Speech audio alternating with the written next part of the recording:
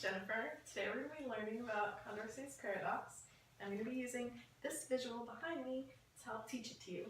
So Condorcets paradox is basically a collective action problem that is one of the major issues in a democratic society. And it's basically when a group of people, this paradox doesn't happen to individuals, it only happens to groups. And it's when the group of people don't have clear-cut preferences, which are known as transitive preferences.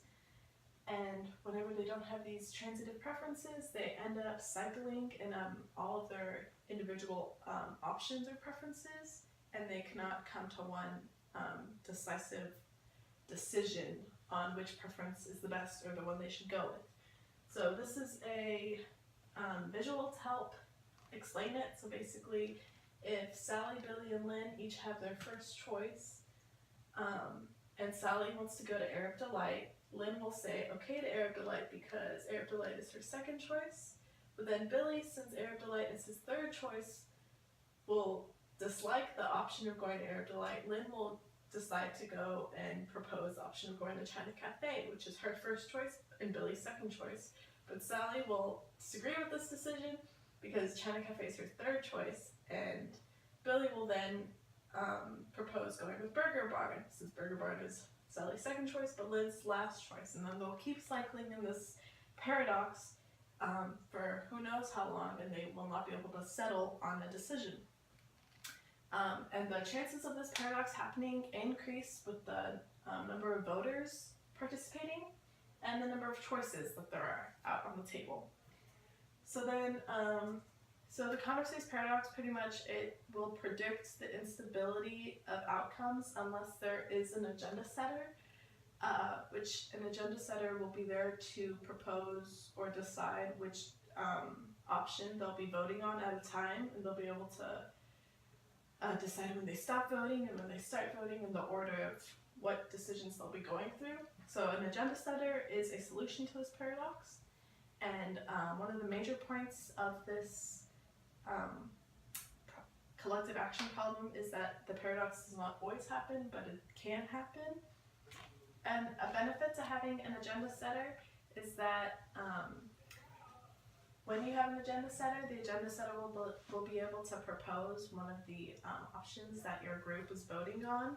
And if your group has many sets of preferences, you'll normally go into the median voter theorem, fall into a median voter theorem, which is basically when you have your different voters on like pretty much a scale of whether they're more for less of a policy or more for more of a policy. The outcome will normally go to the median of the voters. So if there are 5 voters, the third voter will normally get what they proposed because it'll normally come the closest to what both of the other extreme sides want. Because if you have 5 voters and 2 of them want less of a policy and 2 of them want more of a policy, your median voter is the most like in between those two. And so under compromises and stuff, you'll normally fall into what the median voter wants because he's like the most moderate of all the options. Okay, and when you choose multiple issues though, this will lead into 2-issue paradox cycling over these 2 issues, and it's called the 2-issue dimension.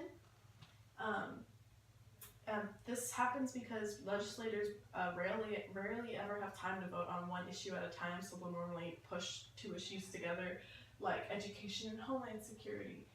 And stable policy choices are hardly ever able to happen when there's 2 issues being voted on at a time, because then you get like a type of graph of where your voters lie, because one of them will be more for or more moderate on education spending, but way less for homeland security spending, and then one of them will be less for homeland security spending but moderate on, or less for education spending and moderate on homeland security spending, and the other will be more extreme on both of these options.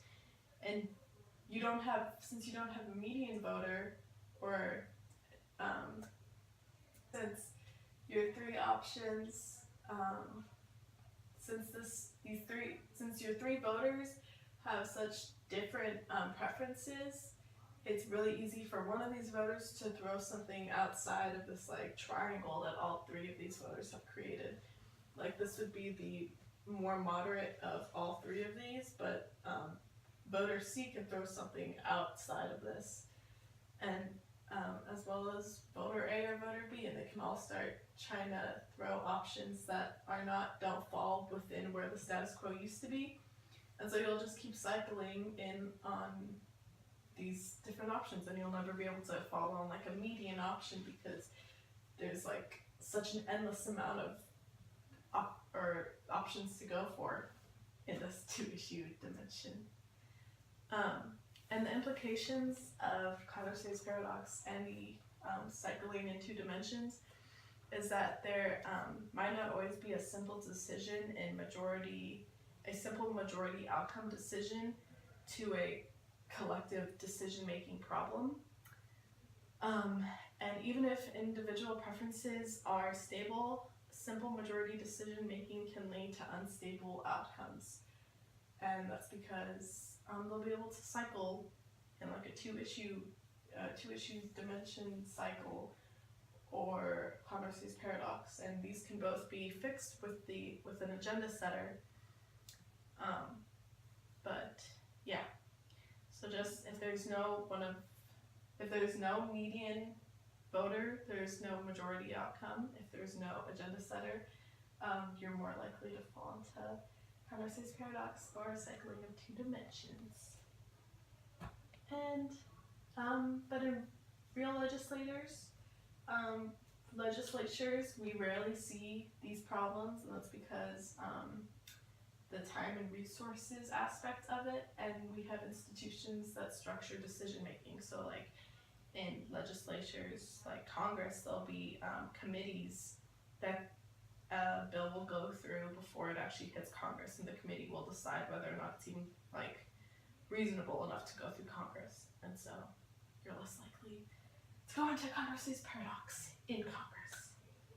And that concludes my lecture on Condorcet's paradox. So can you tell me why we go into Condorcet's paradox? When people's opinions don't they don't clearly match up with each other. Yeah. And what's the solution to Condorcet's paradox?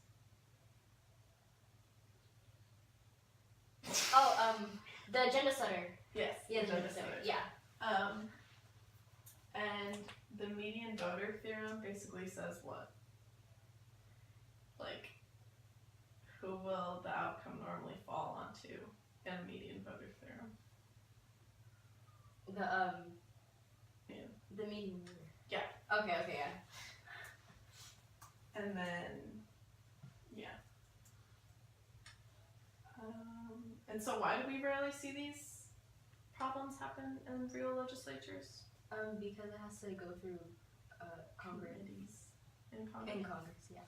Yeah, and then also because of what? Time and resources. Transaction costs. Yeah. Yes. Okay. And what type of problem is Condorcet's paradox? Collective action. Can you say that louder? Collective action. Collective action. Okay. Thanks. That concludes this lecture on Condorcet's paradox.